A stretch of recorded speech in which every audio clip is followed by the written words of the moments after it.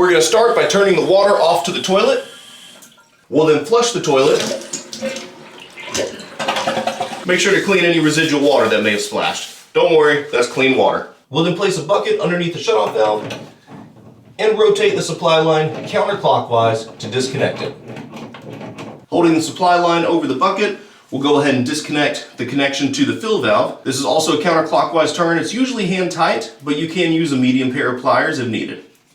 Next, we'll disconnect the hose from the overflow tube. Simply pull straight out. We'll then take our pliers onto the nut that holds the fill valve in place and rotate counterclockwise. Make sure you have your bucket underneath. This is where you may make a little bit of a mess. I like to tilt the fill valve just at a slight angle underneath the bucket. It helps to direct the water where I want it to go. Now we'll go ahead and unbox the new fill valve. We're going to take either end of the tube and push it onto the fill valve refill port. Slides right on with minimal effort. Next, we're going to do a basic adjustment of the water level. We'll hold the fill valve in place, grab onto the black shank, and rotate it counterclockwise.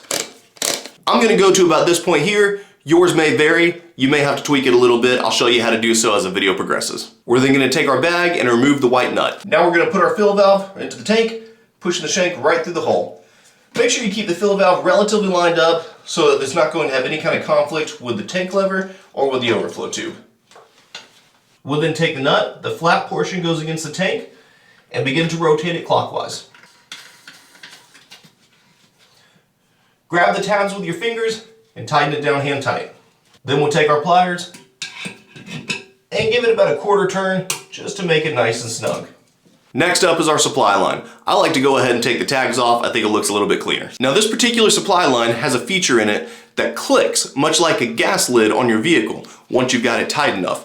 Not all supply lines have this feature, and if you're comfortable making these installations already, you don't necessarily need to pay the extra couple dollars for it. However, if this is a new job to you, it may be worth paying the couple extra dollars to have that safety feature so that you know you have it tight enough without over tightening it and causing something to crack down the road. I'm going to have links for both this product as well as the non-click option in the description. We'll go ahead and make the connection to the fill valve first. Listen for the click.